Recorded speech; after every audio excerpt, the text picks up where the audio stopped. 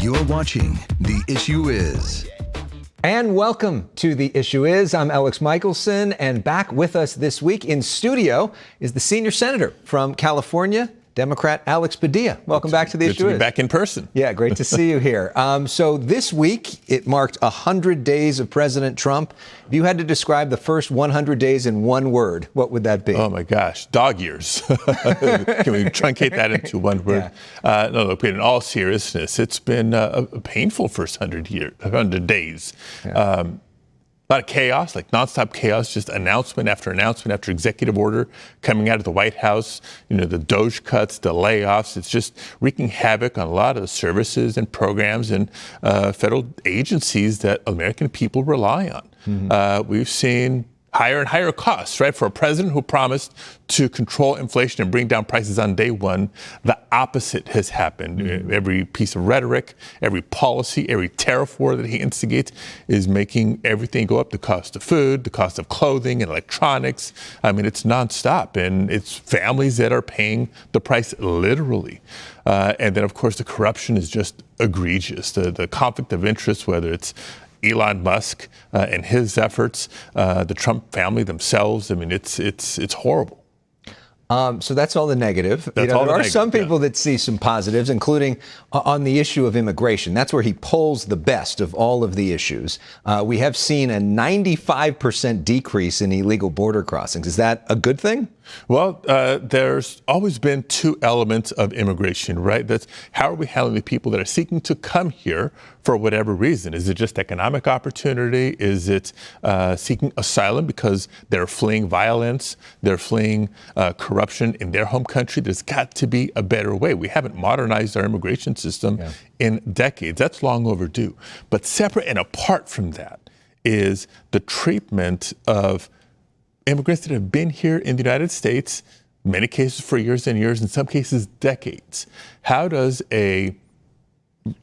maybe somebody who's undocumented but has been working, paying taxes, raising a family, has citizen children, and is embedded in our communities and in our economy, just swept up off the streets and deported without due process? I think that's really what's at the core of the problem of this administration and their policies and their actions, their disregard for the rule of law and due process. So even though he polls best on immigration, even then he's underwater.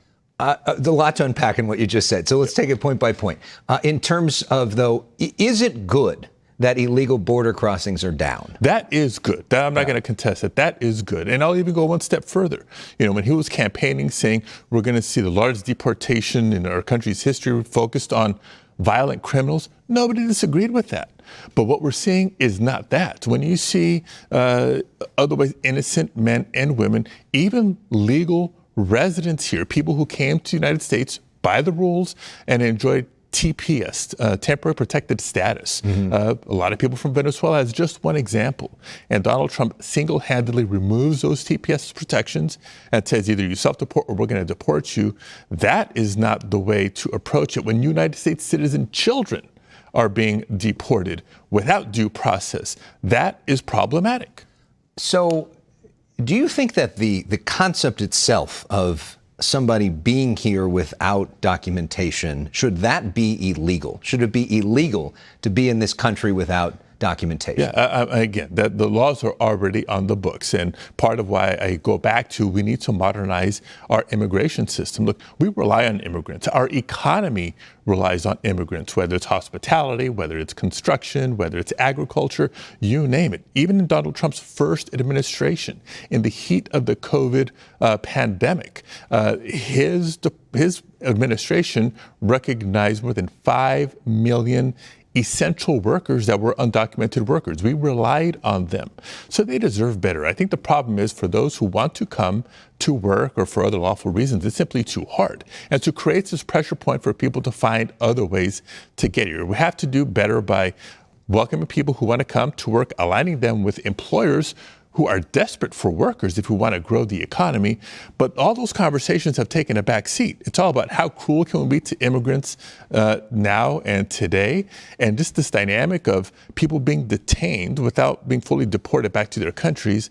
in facilities outside the United States. That is unprecedented, right? We have ICE facilities in different parts of the country with the appropriate oversight. But when you're holding people at a prison in El Salvador, notorious for human rights violations, and we're paying them to do that, or you're sending them off to Guantanamo, that's a whole nother thing. So, but you say you support the law. So the concept itself that if you don't have documentation, you are not necessarily entitled to be here, you support that as a concept? Well, again, with some limited rights. There's a lot of people who are here undocumented and have appropriately sort of registered with the Department of Homeland Security as they've been instructed. They check in with somebody from time to time as they are awaiting sort of their day in courts to make their case. And complying with that.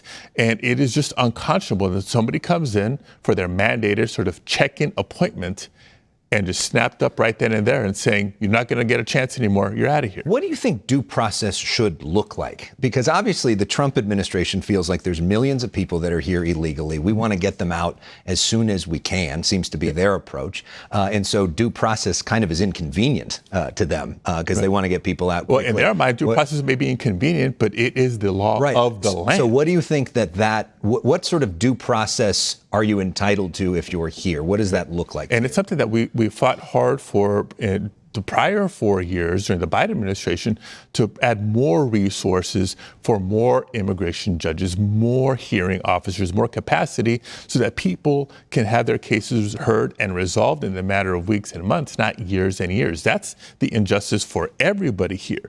But again, that's not what Donald Trump is doing. Instead of investing in that capacity to have that day in court, if you will, to make your case, he's not even asking. He's not letting you talk to an attorney. He's just deporting people indiscriminately. And Trump did not support that bipartisan bill that would have given a lot more of those judges. No, he called for Republicans to defeat it, and they did so with the tail between their legs. So, and the last thing I got to mention is, look, this ties into the conversation about the economy. We're here in Southern California. You know, we just lived through historic fires, the Eaton Canyon fire, Palisades fire. We're going to have a lot of reconstruction to do. 40% of the construction workforce in California is immigrant, not just undocumented. There's a lot of documented immigrants there too, but clearly under the Trump administration, even if you're a legal resident, documented immigrant, that is not enough to protect you or to keep you from being indiscriminately deported. So there's a reason there's a lot of fear and anxiety out there. And a lot of the construction materials come from other countries. So let's talk about tariffs. So if immigration is the most popular thing that Trump has done, tariffs is the most unpopular thing that Trump has done. So much so that this week there was a vote in the Senate where there were 3 different Republicans that joined with the Democrats to try to stop Trump's emergency proclamation, which has allowed for these tariffs to go up against China. What's happening behind the scenes right now on that front when it comes to tariffs? And because you need like one more Republican. So is that almost there? And it's not the first time that we took a vote on opposing Trump's tariffs moves. A couple of weeks ago, we did and prevailed. We had the 4th Republican to join the 47 Democrats to undo this, at least via the Senate. The House, they continue to give Trump whatever he wants, the Republican majority there. So it came close this time. To think that Vice President Vance had to come away from whatever he was doing to come to the Senate to cast a tie-breaking vote to try to save face for Donald Trump tells you a whole lot about the unpopularity of their agenda, but sadly the willingness for the vast majority of Senate Republicans to just fall in line with Donald Trump when behind closed doors they know this is problematic. They know this is bad. They know it's raising prices on their constituents just as much as they're raising prices on mine. So I'm still waiting for them to grow the backbone and have the courage to do what's right. I mean, are they literally saying that to you behind the scenes? Not every member on every single issue, but yes, it is palpable. Behind closed doors, they know how problematic a lot of the Trump agenda has been, but the political forces being what they are in MAGA world, they're afraid to stand up. We know California is home to the Port of LA, the Port of Long Beach, which just on their own are responsible for 40% of the imports into this country. industry. We heard from the leadership there saying that in the next week or so, they're going to be down 35% of their supply, which is going to hit people and make things more expensive. What do people do in the meantime? I mean, as you guys all fight this, what are we looking at in terms of the economy, and is there more that can be done to try to stop this? Right. So a couple of things. One, we're going to keep bringing these tariff votes up in the Senate to see if Republicans will come around to do the right thing, number one. And if not, let the public see where you stand on these critical issues. You know, you mentioned the ports of Los Angeles and Long Beach. As you said, 40% of imports come through those two ports. So when their business goes down 35+%, what's that going to mean? It's going to mean lower stock on the shelves. It's going to mean higher prices for what you do find on the shelves. Over time, it will mean people losing their jobs because there's just less of that activity. And while it may start here on the West Coast ports, California, Oregon, Washington, it's only a matter of time before you see the same dynamics on the East Coast ports or those in the Gulf. You know, we're sounding the alarm right now because there's still time. If either Republicans in Congress or the president could finally admit and do the right thing, we can avoid this economic catastrophe. So the urgency is absolutely there. You think he will? God, I hope so. And even that uncertainty is damaging because we were up on the previous deadline to adopt these tariffs or have them go into effect or not. And then because what was happening in the stock market, right? He saw people's pensions being devastated, not just, what was happening with the equity and stock values of his favorite companies. And so they postponed it for 90 days. But at the end of 90 days, then what? Right. Is it, okay, they're going into effect now? Or no, not after all, we changed our mind. Maybe they're going to be double the 25% that he threatened. That uncertainty alone is keeping business owners from investing in their businesses. They should be increasing capacity, hiring more people. The opposite is happening. So the fact that our economy has shrunk in the first quarter of this year is all because of Trump. You recently visited the fire zone in Pacific Palisades. This week, I spoke with Governor Newsom about that issue, and he actually said what President Trump has done in terms of the fires is something he's happy with. Here's some of what he said. At the moment, I'm extraordinarily satisfied by that partnership. There's been no politics to date in this space. Extraordinarily satisfied with the partnership, no politics. At the moment is referring to the fact that they still haven't secured more money for long-term recovery. First off, do you agree with that? Are you happy with what's happened so far in terms of the Trump administration on this? Well, I agree. On the fire recovery, at the moment, my answer also is yes. I was there just a week ago looking at getting a briefing on the latest when it comes to the cleanup, the debris removal, not just the hazardous material that needed to be addressed. And by all measures, whether it's Army Corps of Engineer work, FEMA work, EPA work, et cetera, they're on time, if not ahead of schedule on some of this work. It's like springtime when trees and flowers begin to bloom again. We saw the first parcel in the Palisades where wood beams were going up as the first home was beginning to rebuild. That is a sign of hope, a sign of life. But we're not out of the woods. We know this is a multi-year process. More aid and funding is going to be required that hasn't been approved by Congress yet. So that's my job, to continue to work on a bipartisan basis to replenish the sources of funding with FEMA, with SBA, with others. But California is not in it alone. There's been disasters in recent months in the Carolinas, other parts of the country. So you have the interest of Republican and Democratic senators, members of Congress, to replenish these disaster aid pots of funding. Do you feel confident that at the end of the day, you will have the bipartisan votes to get California the money that it needs when it comes to the wildfires? So I do believe we'll have the bipartisan support for the funding, and most importantly, for that funding with no strings attached. This is not a time to play political games or advance unrelated agendas.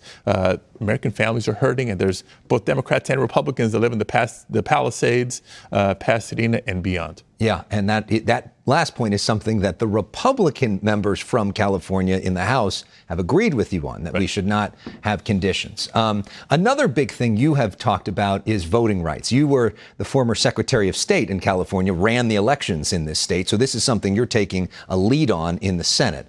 Republicans are trying to pass something called the SAVE Act, which would essentially put a citizenship requirement to voting, which already is, but a proof of citizenship requirement. Basically, you have to prove that you're a citizen in order to vote. Conceptually, what's wrong with that? The problem is it's a solution in search of a problem. As you said, it is already the law that immigrants are not allowed to vote. Only United States citizens can vote in elections. And every study, every audit, every report shows that it is extremely negligible, the number of improper voting and violations going back decades, not just a couple of election cycles. So if it's already working, what does the SAVE Act do? SAVE Act is another sort of immigrant scapegoating measure to impose unnecessary burdens on not just voting, but voter registration to begin with. What would you need to prove citizenship? Birth certificate. I don't know about you. I don't walk around with my birth certificate every day. I don't even know where it is at home. I just know I have it somewhere at home. Half the American public, half the eligible voters don't even have a current valid passport.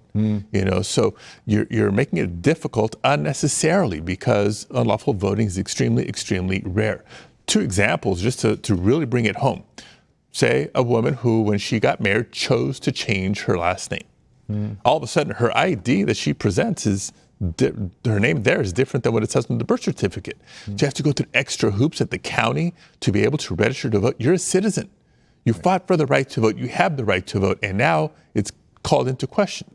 Active service duty members, when they get redeployed from one base to another, all of a sudden they have to change their registration. Bases are rarely anywhere close to the county office. And you can't do it online or by mail anyway because the SAVE Act takes those options away. So it's just hurdle after hurdle after hurdle that's not necessary. It will have the effect of preventing eligible United States citizens from registering to vote and casting their ballots. You think it's going to pass? I'm going to do everything in my powers to make sure it doesn't pass or that it doesn't even come up in the Senate. A couple other quick political headlines of the week. Mike Waltz is out as National Security Advisor. They're moving him over to be UN Ambassador. You think that's a good thing? Well, on the one hand, out as national security, what took so long? This Signal Gate was weeks and weeks and weeks ago. Trump did not act quickly as he should have. But second, to now appoint him to another important position, ambassador to the UN, when he's already demonstrated a lack of judgment necessary to do a serious job, I think that's very problematic. Going back to Signal Gate, where's the accountability for Pete Hegseth? He's the one that put classified information and war plans on a commercially available app. His head's got to roll. So you want him out? He needs to go. And in terms of Walz, doesn't sound like you're going to be voting for him for UN ambassador. So we've already seen the type of judgment he exercises. No. So that's a no for you. Okay, a couple quick notes in terms of California politics. Any favorites in the race for governor?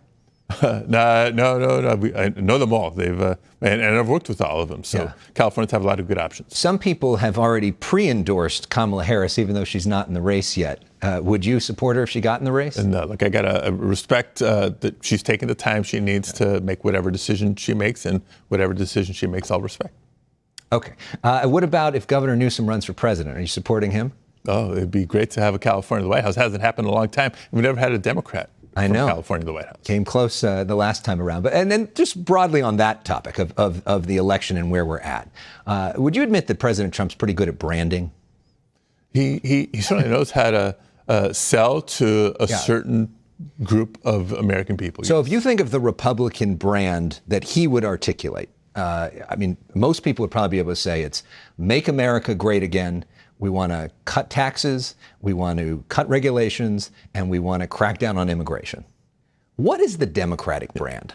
Well, first, let me just, before I talk about Democrats, let's talk about the Republican brand and Donald Trump in particular. What he says may sound good to a lot of people, but they're lies. You look at what he says, what he's selling, and what he's actually delivering, and he is lying and doing damage to our country. He's not making America great again. But that is the brand that a lot of people would acknowledge when they see him. They would say that. What do you think the Democratic brand should be? Well, I think Democrats have been and will continue to be the party of working people, the party of hope for the future, the party of keeping the American dream alive. And what does that mean? It means access to a good education. That's what my parents, immigrants to the United States, that's all they hope for, that my sister, my brother, and I will get a chance to get a good education. What is the Republican Party doing? They're eliminating the United States Department of Education. You know, to be able to provide for your family, you want to be able to have a good paying job. It's Democrats who have delivered labor rights and have defended the right to organize and help the labor union movement build the middle class in America. What do Republicans do? They want to undo labor unions and labor protections in the workforce. Maybe California-centric, but it's not just California. Our climate crisis is real. It's existential. Democrats take it seriously, thoughtfully. California's policy leadership is ridiculed by Republicans, but what has it translated into? Not just emission reductions, but the fourth largest economy in the world. What's the Republican Party delivering? Increased costs. A shrinking economy. That's the contrast is pretty clear. We'll end with something called personal issues, which you've played before. I got a lot of them. Yeah, so do I. The therapy bill is high. Okay, so let's. This is your current cultural favorites. We've done this with you in the past, but just to get a sense of what you're doing away from the job in the few minutes that you have. All right. All right. So, what's the favorite TV show you've watched or binged lately? TV besides the issue is. Yeah. I think now that it's baseball season again, catching a Dodger game every chance I get. Okay, favorite book you've read lately? The favorite book I've read, you know, there's a new book, I'm blanking on the name of the author, but it's about Richie Valens. I've seen the movie umpteen times. Yeah. A new book just came out a couple months ago that has more of the real story, real interviews with a lot of the family and friends of Richie. Easy read, but another inspiring one. Last concert you attended? Last concert I attended, it's been too long. Too long. Okay. Well, we want to also highlight the fact that we know your real love is baseball. And so let's show everybody this moment from the congressional baseball game last year. The at the plate and a ball hit to left field. It's a base hit. Look at that guy. So this was you. Clearly a star with the bat. You also were a pitcher in this game as well. Democrats didn't do so great. Republicans kind of won pretty big, but you had big moments. I know you're preparing for this game again. Talk to us about Alex Padilla, the baseball player, and what the preparation is like now. Not a bad debut. 3 for 3 and a walk, couple of RBIs, put us up temporarily in the lead in the second or third inning. So I had a lot more fun in the game for charity than I expected to. So planning to play again this year, it means really early mornings in Washington. When you have to be on the field for practice at 6:30, 6:45 a.m. Eastern time, and the body's still thinking it's 3:30, 3:45. It's tough, but nothing like playing baseball again to get the day started. What should we expect from you this year? Not to hurt myself. Okay.